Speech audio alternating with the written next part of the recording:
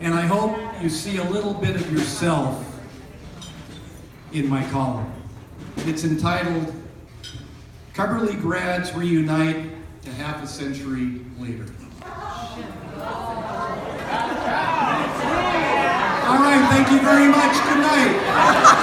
Stop it, come on. It's been swell. Well, that's great. Oh, you're not done. 50 years ago this month, many of my childhood friends and I graduated from Cubberley High School. When we gathered at Mitchell Park 25 years ago, I remember several classmates asking, where did all the time go? Well, today as we celebrate our 50th reunion, I'm anxious to see if that old phrase is true. You can take the boy or the girl out of Palo Alto, but you can't take Palo Alto out of the girl or the boy. When we graduated in 1966, we all had big dreams. Some wanted to become architects, doctors, lawyers, real estate moguls, teachers.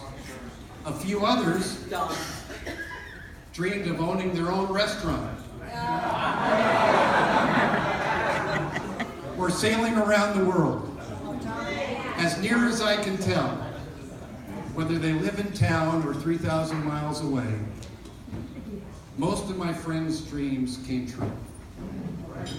But not surprisingly, a few Cubberley grads didn't live long enough to see theirs materialize. One died months after we graduated. Another was killed in Vietnam. Many have passed away from medical complications. And every time I hear that another classmate has died, I wonder why I'm still here and he or she is not.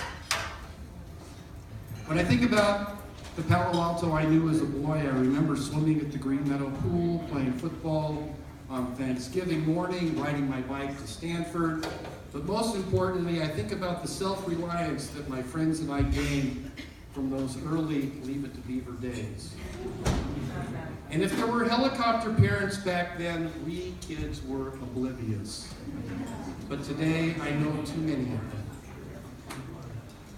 One of the most powerful lessons my friends and I learned was how to share, whether it was splitting our money at Peninsula Creamery, cutting a Kurt's burger in half, or passing around a comic book from Kettler's. We knew what was expected of us.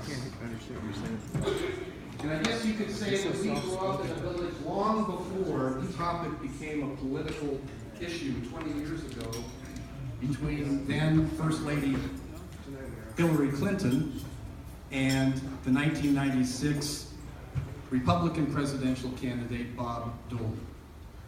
So case in point, even when I was an undergrad at USC, in the late 60s, I always managed to buy something every summer at Smith's on the Circle, remember? And when the cashier would tell me how much I owed, my response typically was, well, put this on my mom's account. It didn't matter that her account had expired because people knew my family.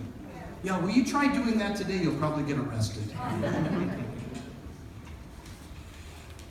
Only another half hour or so to go.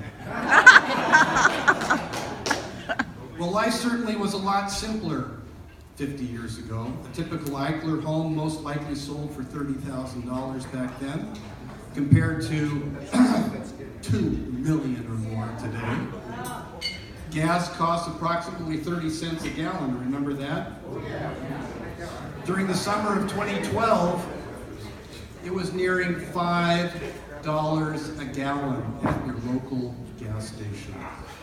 And when my kids ask me today for 20 bucks, yeah, I sometimes hesitate.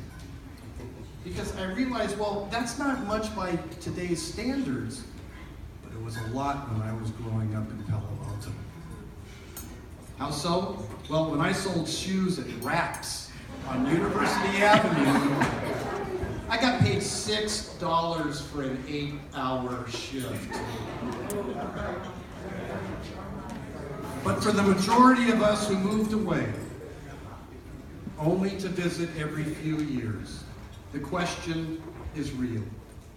When I asked my friends Dr. Bob Chatfield in Santa Cruz, or Jeff Gold in Nevada City, Dick Crittenden in Michigan, Kathy Ryder in Connecticut, Ron in Oregon, they all acknowledged the impact growing up in Palo Alto had on their lives. And ditto for yours truly. Every time I sit down at the computer to write a column, I want you to know I hear your voices, I hear my family's voices every time I write.